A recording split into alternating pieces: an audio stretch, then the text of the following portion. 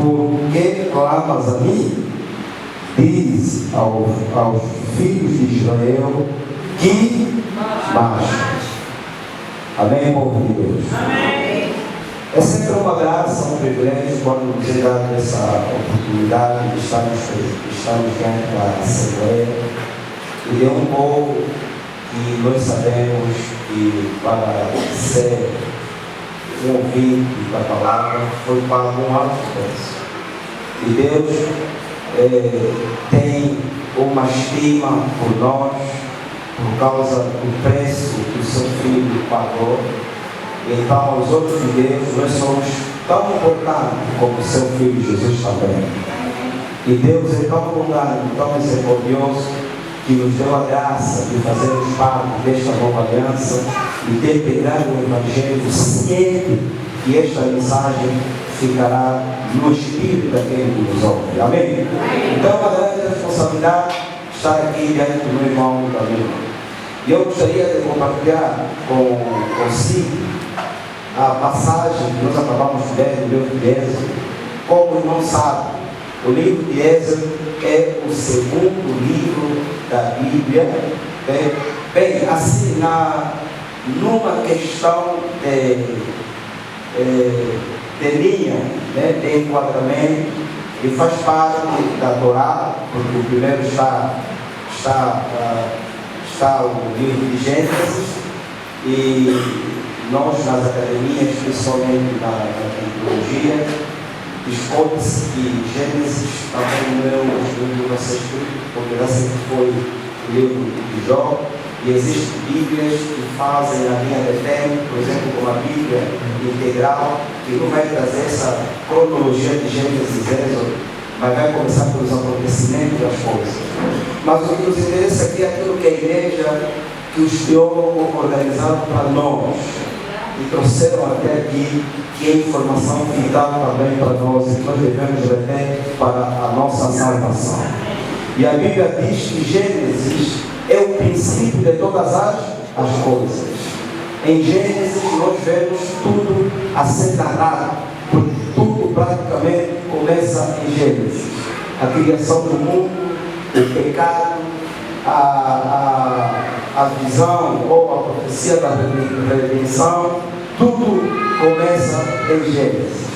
Em Gênesis, a Bíblia também nos traz uma visão de como é que o povo de Deus, que o povo de Israel, o povo escolhido por Deus, entrou numa situação crítica por causa da uma passada que nós conhecemos como a escravatura do Egito. O povo entrou no Egito e o povo ficou escravo de um ser, de uma potestade. Porque o Egito na altura era uma potência, assim como nós, agora quando falamos de potências mundiais, qual é a primeira potência que nós conhecemos como potência mundial? É a potência. E na altura, o Egito já era uma potência.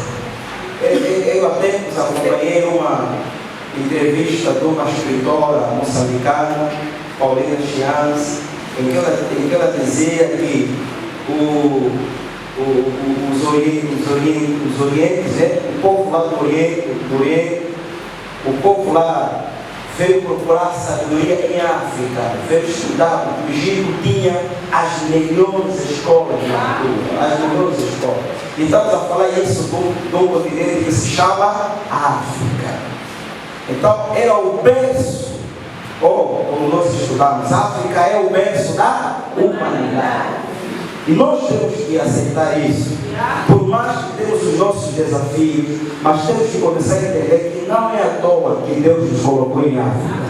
Nós temos que entender qual é o nosso real propósito, porque nossa África é o centro do mundo. Até o Angola acompanhou a chegada de um dos grandes estadistas, por causa de uma linha que vai beneficiar o mundo, ou então a esperança do mundo. Agora está centralizado aonde? Em África, ou seja, nos países de África. Se em África, antes mesmo de nós nascermos, já era o centro das atenções, é porque Deus sabia por que este continente tinha que existir. Então, se Deus sabia por que este continente tinha que existir, existir. Eu também tenho que saber por que eu existo. Egito era o berço da humanidade, era o centro das atenções da humanidade. Era o centro das atenções. E por uma circunstância de vida, a Bíblia diz que o povo que Deus tinha escolhido, tinha chamado, foi cativo e ficou escravo no Egito. Ficou escravo no Egito. Mas como o propósito de Deus não é só o fazer, Deus sempre tem um propósito que o seu povo tem que adorar, tem que servir. Amém. E o povo de Egito, ou o povo de Israel no Egito era escravo. E coisa que Deus não gosta de ver no seu povo é o seu povo ser escravo. Por isso que a Bíblia diz que Ele nos resgatou do império das trevas. Quer dizer que nas trevas nós éramos escravos do pecado e o diabo tinha domínio sobre nós. Mas Ele nos resgatou do império das trevas e nos colocou no reino do Filho do seu amor. Quer dizer que no reino nós temos a liberdade de entender que podemos te adorar, porque agora estamos na condição de filhos. Então Deus não gosta que o seu povo seja escravizado. E como isso, Deus tratou com um homem chamado Moisés. Disse a Moisés: tira o meu povo da escravidão do Egito. Porque o Egito significava escravidão. Não era o que o povo fazia. O povo era matéria-prima, mão de obra. O povo era mão de obra para os egípcios. Alguns poucos dos egípcios, alguns poucos trabalhavam lá os egípcios, mas a maioria eram de elite. Eu até estava conversando com alguém e disse para mim: mas por que, se eu posso ser alguém no meu país, ir para ser escravo de alguém? Muitos não aceitam condições de escravos, muitos não aceitam ser submetidos, porque você pode ter uma regalia no teu território, e em outros territórios você nunca terá. Na terra de Israel, o povo do Egito poderia reinar, mas no Egito tinha que ser escravizado. E Deus não fez o povo para ser escravizado. Deus fez o povo para lhe adorar. E por mais que o povo era mão de obra do Egito, construíam grandes impérios, faziam com que o Egito crescesse com aquelas tecnologias da altura, mas isso não satisfazia o desejo do coração de Deus.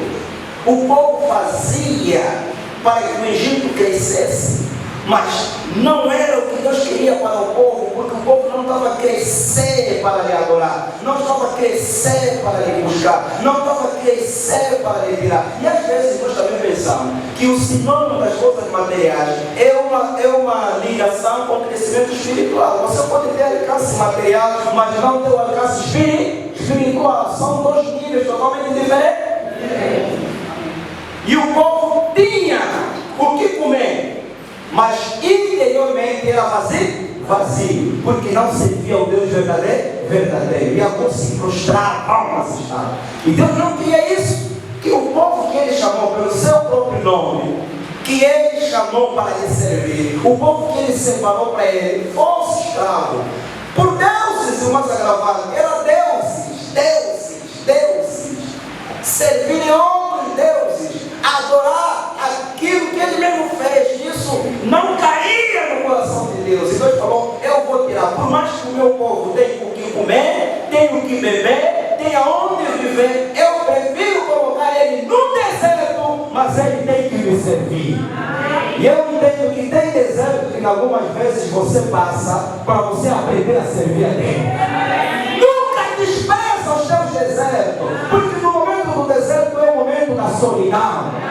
Nem sempre quando você está bem, você tem o privilégio de abrir as mãos e falar: oh Deus, tu és bom. Para quem faz isso é alguém grato. Mas muitas vezes algumas pessoas se encontram com Deus quando estão diante de um deserto.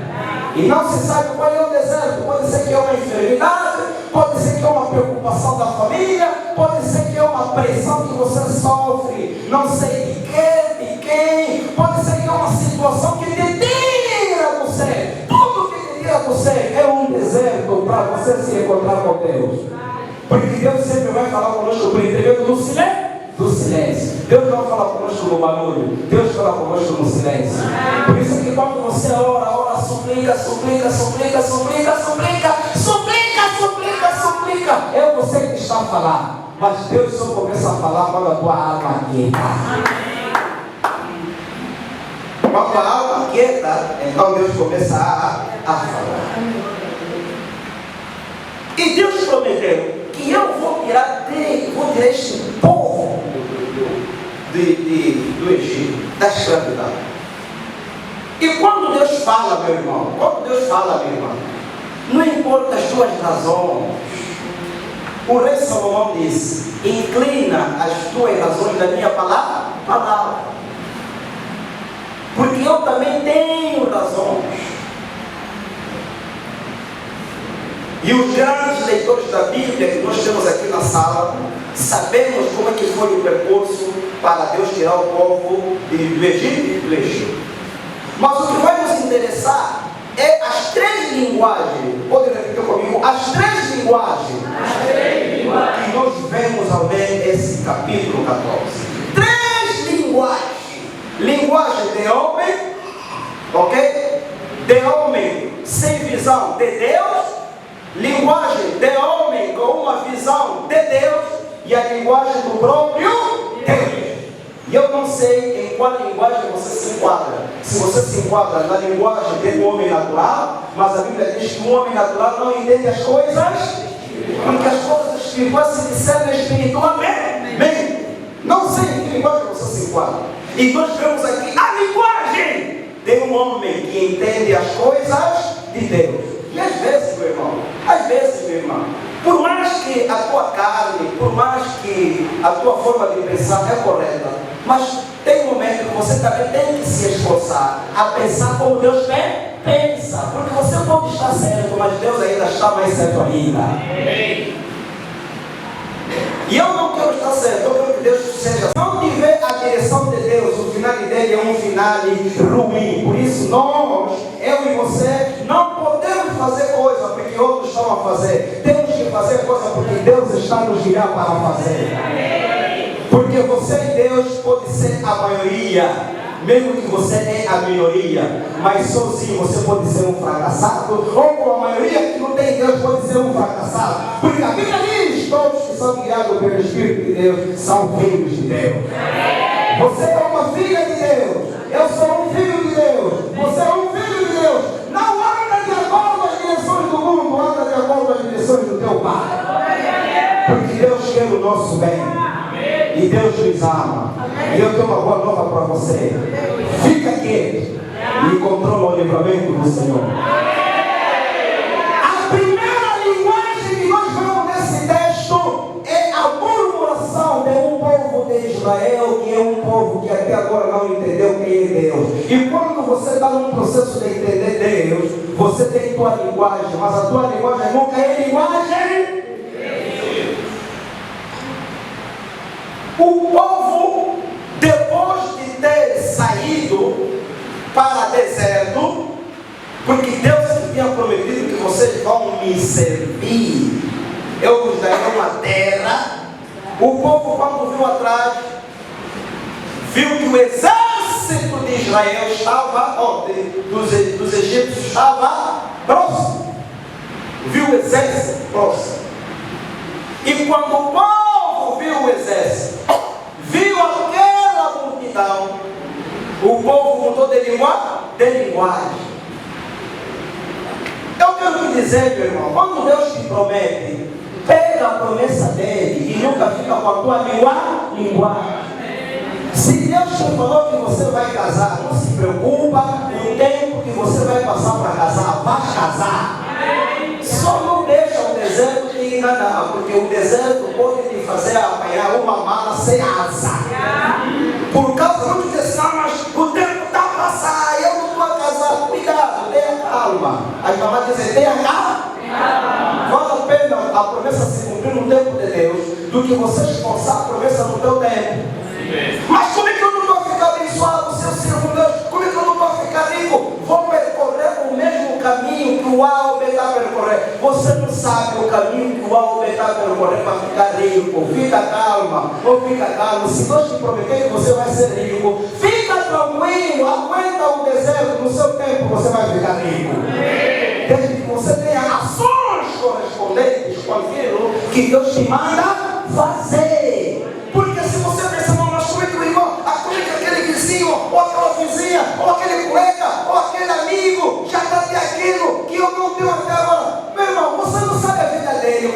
Pode ser que ele é teu amigo no quintal, na sala, mas você nunca entrou no quarto dele, meu irmão. Nunca entrou no coração dele, minha irmã. Existem mistérios na vida de homens que só Deus conhece. Nunca fica com a parte exterior daquilo que você vê. Você não sabe o que acontece nas pessoas.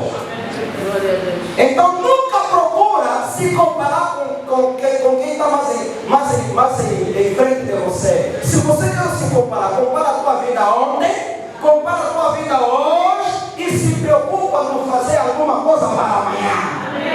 O que eu quero te dizer nesta manhã, se você já sabe aonde está saindo, e agora está em 2024 e sabe aonde você está, o 2025 vai depender do que você tem que fazer. Amém. Mas como é que agora eu estou passando por esta situação?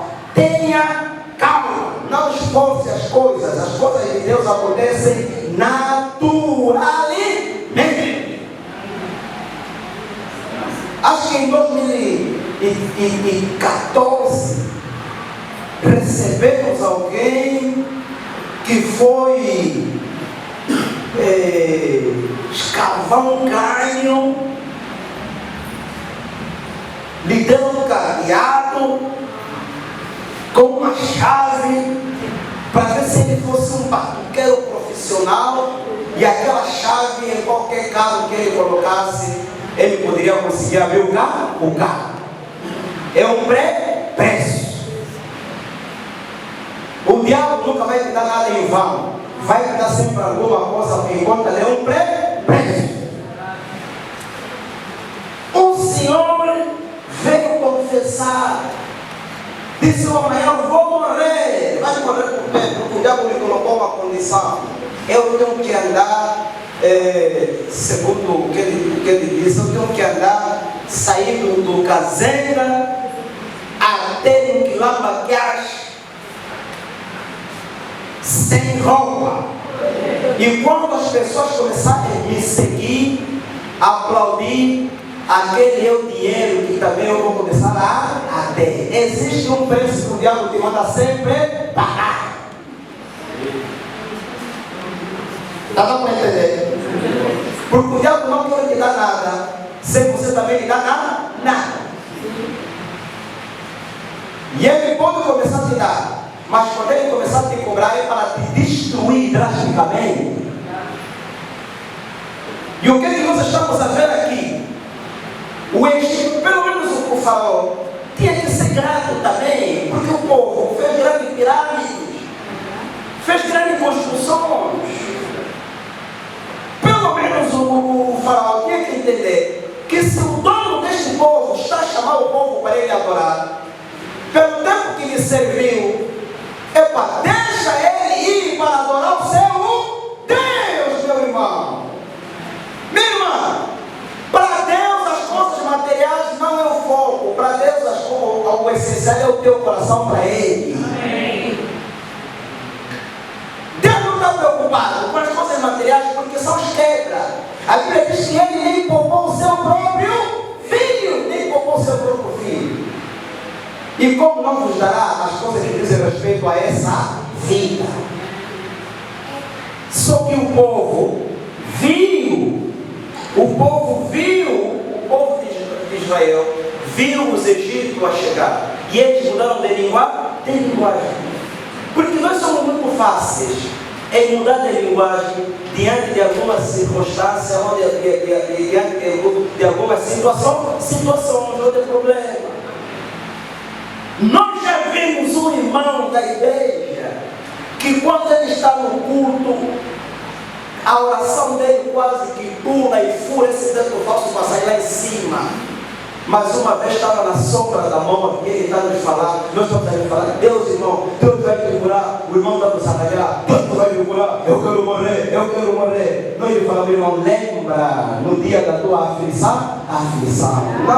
Não abre a mão do teu Deus por causa de uma aflição. Porque mesmo se você morrer, você não vai para o inferno, você vai num lugar incomparavelmente desestar.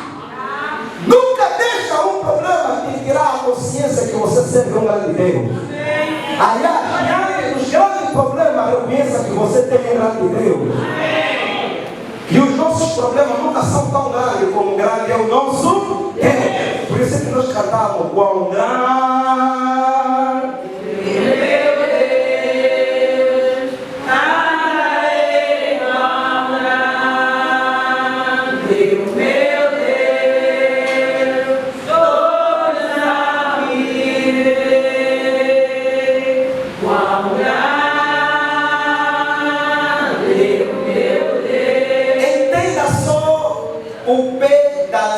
Da música, quão grande é o e todos vão te ver, quão grande é o.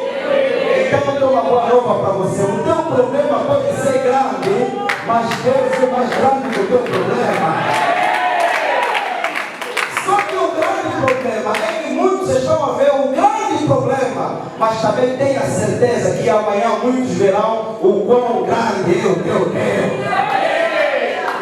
Chegar um momento que na tua vida o teu Deus tem que ser glorificado.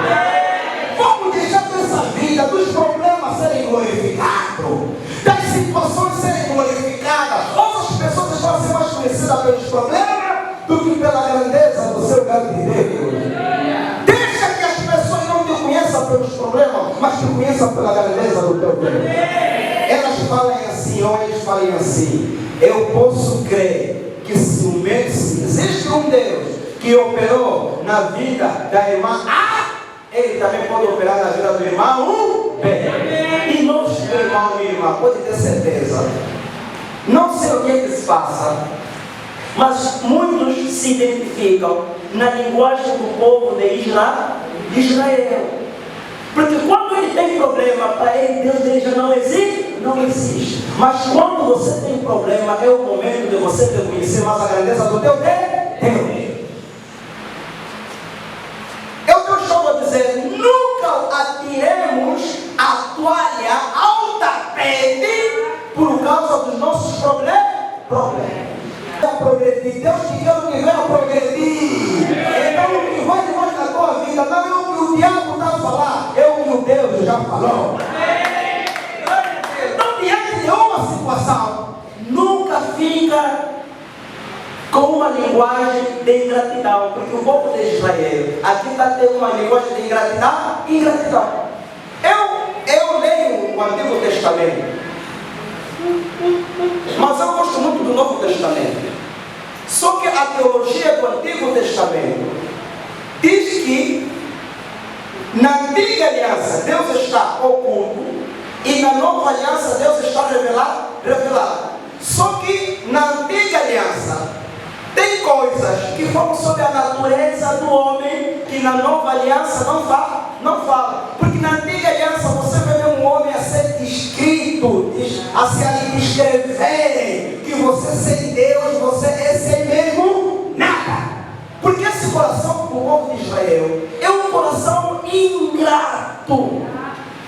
Quem falou ao povo de Israel que eu vou vos tirar do Egito para uma terra em que vocês vão me adorar, não foi iniciativa do povo, foi a iniciativa de Deus. É aqui onde entra a soberania de Deus, a graça de Deus, que a graça de Deus é uma iniciativa dele mesmo em querer alcançar quem ele mesmo quer, sem uma intervenção do homem. Aqui entra a graça de Deus. O povo de Israel nem tinha noção que Deus vai me alcançar, mas Deus me alcançou. Amém. E às vezes você pensa, mas como é que eu vou chegar aí? Se Deus te predestinou, vamos usar essa linguagem, né? Que é muito rotundante, assim muito radical. Mas se Deus te predestinou a ser uma pessoa, não é um deserto que não vai boa. É Deus que te predestinou a chegar lá. O deserto vai te ensinar, mas tenha certeza, você vai chegar onde Deus te predestinou. Aleluia. A linguagem do homem é sempre uma linguagem circunstancial. Uma linguagem de circunstância. O povo, como quando viu os israelitas, a linguagem mudou. Meu irmão, nunca muda a linguagem por causa da circunstância. Amém. Quem gosta de mudar a linguagem é o homem. Você lembra quando Paulo estava lá no mar, quando o Paulo passou por uma situação, ele estava sendo levado para ser julgado, e no mar foram inundados, e aí uma víbora veio sobre a mão de Paulo para ser mordido. O que os homens estavam começando a falar? Mas quando Paulo sacudiu a víbora, os homens começaram a falar quem? Realmente esse aqui é um homem de Deus. Olha só. O homem tem característica de mudar a linguagem das circunstâncias. Mas eu vou te pedir uma extensão, por favor. Adquira só a característica do teu rabi, do teu mestre. A Bíblia diz que Jesus Cristo não muda. Jesus Cristo é o mesmo. A linguagem dele é a mesma ontem, é a mesma hoje e vai ser a mesma. Não muda diante das circunstâncias em nome de Jesus. E não deixa o diabo te colocar isso na mente. Não deixa a carne, meu irmão. Diante de situações, você pode mudar a sua linguagem com muita facilidade. E o mundo quer isso. O diabo quer isso. O diabo quer que eu mude a minha linguagem com facilidade dentro das circunstâncias. Você está num estado de pobreza extrema. Sabe o que é pobreza extrema? Pobreza extrema é quando as coisas básicas, mínimas, você não consegue ter. Como se fala, por exemplo, de alguns países de África. Tem países em África, né? Alguns países em África, que condições básicas que o povo tem, que o Estado tem que meter, não tem. Mas quem vive nessa realidade de condições básicas, e lá tem. Quando ele chega aqui e fala assim, vocês estão numa extrema pobreza. Do lado do antigo Israel, quando Salomão morreu, subiu um rei, ele disse, eu quero tirar a dureza desse povo. Como é que eu vou lhes mimar? O rei falou, se o teu pai lhes apertava com o dedo pequeno, você agora lhes aperta com o dedo grande? Quando você faz aliança com o diabo te faz usar força para você sacrificar o povo. E nós somos tipo um povo que aos olhos dele fomos sacrificados. Aos olhos dele, mas eu e você não estamos sacrificados pelo sistema, porque nós não estamos no sistema, nós estamos no reino. Por isso é que a minha bênção e a tua bênção não depende do sistema, depende do reino no qual você faz parte. Deus sabe que você está no mundo onde o demônio é o Deus. Ele sabe que esse sistema, que o dinheiro está na mão do diabo, mas se o dinheiro está na mão do diabo, Deus também pode usar anjo para fazer chegar até você. Agora eu tenho que entender essa revelação. Como o apóstolo, quando disse Deus está dizendo aí, fazer decretos e falar, não importa se os antigos presidentes fizeram aliança para nós sofrermos, não importa, mas há 2000 anos atrás, quando eu nem tinha noção que eu vou ser um de mim, vou conhecer o Papa Lopes, Jesus fez uma aliança e me resgatou do império da treva. A aliança que eles fizeram foi depois de Jesus, mas mesmo assim falaram Angola, até 50 anos nunca vai existir igreja, é mentira. Depois de 50 anos a igreja sempre está, porque a igreja nunca perde. Se a igreja como corpo de Cristo nunca perde, você também como membro do corpo de Cristo nunca vai perder. Mas nunca se curva diante das circunstâncias. Nunca baixa a cabeça diante do problema. Nunca dá continência diante de uma coisa que está te tirando do céu. Eu não sei se estou a falar para alguém nesta manhã, mas não curva para aquilo que está te incomodar. Você só tem que se curvar diante do teu Deus. Nós temos que nos prostrar diante do nosso Deus e não diante do problema.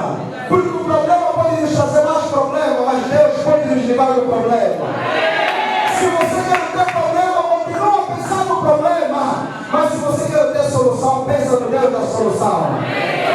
Porque Deus é uma pessoa certa, na hora certa, no momento certo.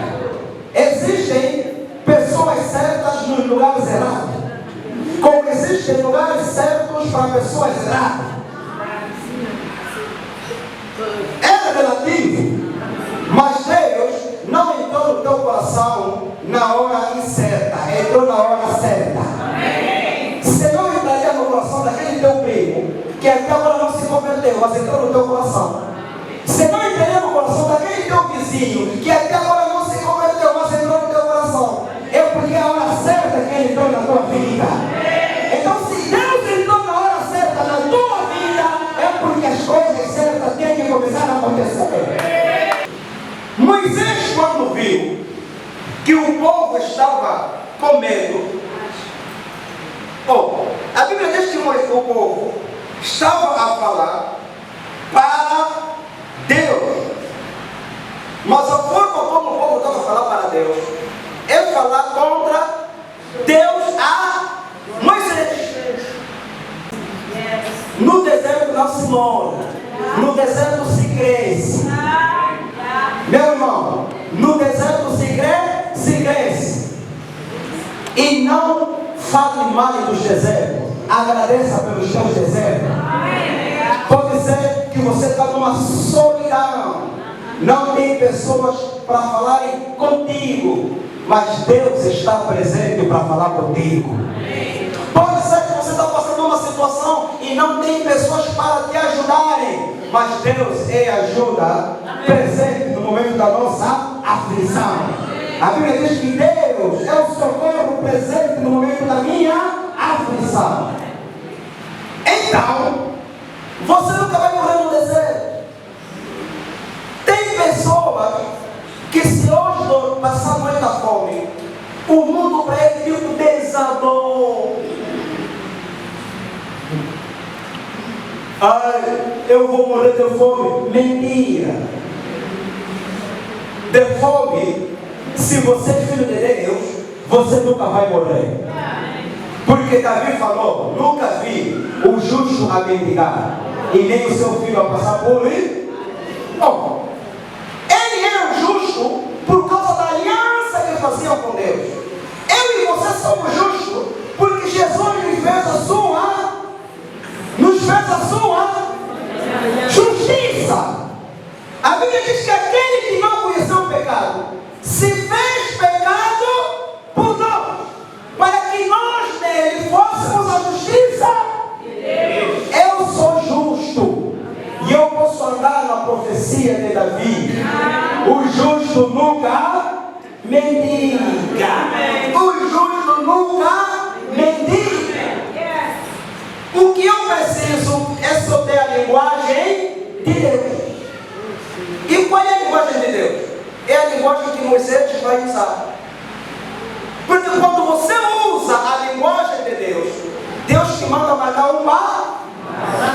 Mas quando você usa a tua linguagem, você sempre volta para trás. Agora você decide: queres usar a linguagem de Deus para marcar um passo para frente, ou queres usar a tua linguagem para voltar para trás? Porque se não tomares posição, 2025 vai se repetir como os outros anos que você já viveu. Porque você pode viver um ano várias vezes, se continuares a fazer as mesmas coisas. Moisés, no versículo 13, a Bíblia diz, no versículo 13: Moisés, porém, disse ao povo: não temais. Ao longo das noites de oração, nós temos falado sobre temer, não é? Falamos sobre o rei Josafá, quando ele ficou com medo do exército que estava ali cercado. A primeira coisa que me chega diante de uma situação é sempre o medo. O medo. E medo é um espírito. Só que não tem corpo. Nós somos um espírito, mas temos corpo. medo pensa, já que eu não tenho corpo, deixa-me incorporar. Vou me incorporar o quê? Aquele que está me dando espaço de eu entrar. Porque quando você tem medo, você está dando acesso para o espírito de medo também entrar em você. Mas a Bíblia diz, Deus não nos deu espírito de medo. Se Deus não nos deu espírito de medo, quer dizer que nós não temeremos ou não temos que temer absolutamente nada.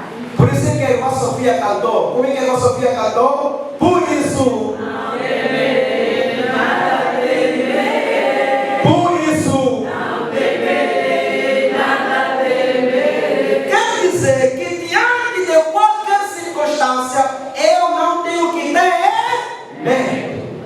E Moisés falou, não temas. Fala no teu próximo, não tema. Não tema.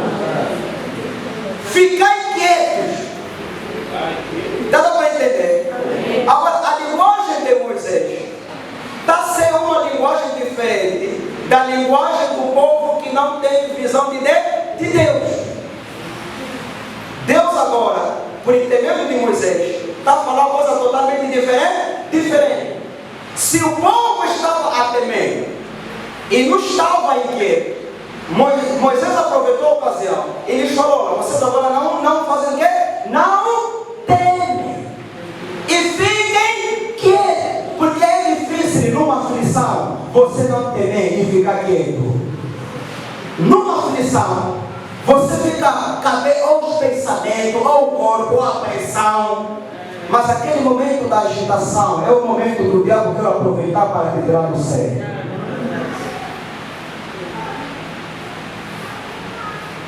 Moisés falou, não temam e fiquem quietos. Por quê? Vereis o livramento do Senhor. O que isso quer dizer? Que quando você teme e quando você não fica quieto, você não consegue ver o livramento do Senhor. Às vezes, meu irmão, Deus para te livrar é só com uma palavra tão silenciosa, te trazendo convicção no teu coração que tudo está controlado.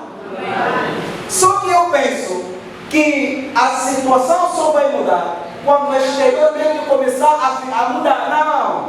Primeiro você tem que estar atento à impressão que Deus está passando no teu coração ou no teu homem interior para te deixar quieto. Para Ele te confirmar que eu estou contigo e você não está só. Se você tiver aquela paz dentro de você, que eu estou passando por esse problema, mas eu tenho paz, é porque Deus está falando contigo, que Ele está no controle da situação. Meu irmão, minha irmã, eu tenho uma boa nova para você. Se prepara para muitas aflições, mas tenha bom ânimo, porque o Senhor te livrou de todas. Por isso é que eu posso dançar. Por isso é que eu posso dançar. Porque Deus me dá conforto no momento da minha aflição. Pode ser que 2024 foi deserto para você. Mas Deus nesta manhã está te falando, não tenha medo. Aquieta-te e controla para o teu livramento. Eu não sei se Deus vai te livrar de quê, mas Deus vai te livrar. Eu não sei o que você está passando, mas Deus vai te livrar. Você e eu não servimos um Deus que tem ouvido e não ouve. O nosso Deus tem ouvido e ouve. E a Bíblia diz, esta é a confiança que temos nele. Se pedimos alguma coisa segundo a sua vontade, Ele nos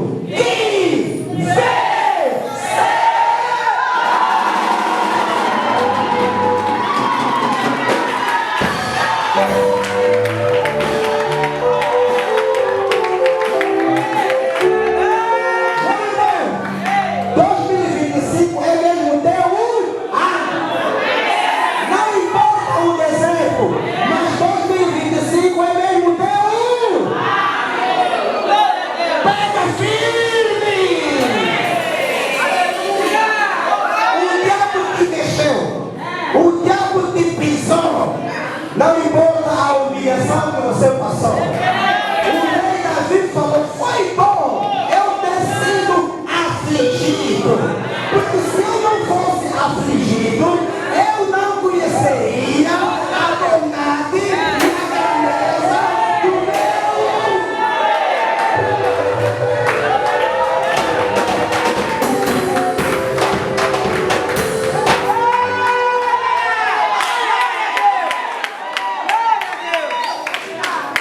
Tira tudo pra mim.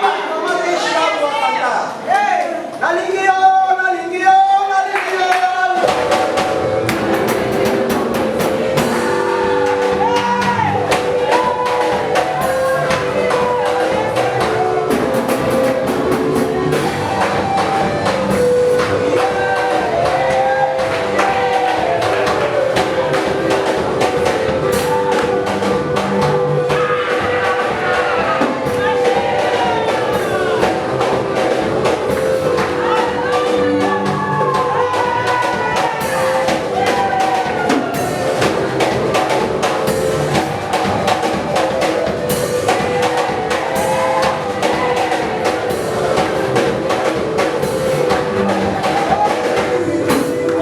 É ano de granel? Muda a tua forma de andar. Quando a AMC foi reconhecida, a nossa forma de mudar também mudou. A AMC quando foi reconhecida, Amém. a forma de andar também mudou. Glória a Deus. O pai disse, antes de ser reconhecido, eu já pagava um escritório de 100 mil kwanzas. Antes de ser reconhecido, eu pagava um escritório de 400 mil kwanzas. E agora que sou reconhecido, vou baixar no bairro, porque já tenho diário. Nunca, jamais. Vou alugar um escritório de 1 milhão de kwanzas. Se o meu Deus me trouxe até aqui, Isso é Ele pode me levar até aí. Agora ouça a linguagem de Deus. Deus falou a Moisés: por que você está calado? Diga ao povo e faça o quê?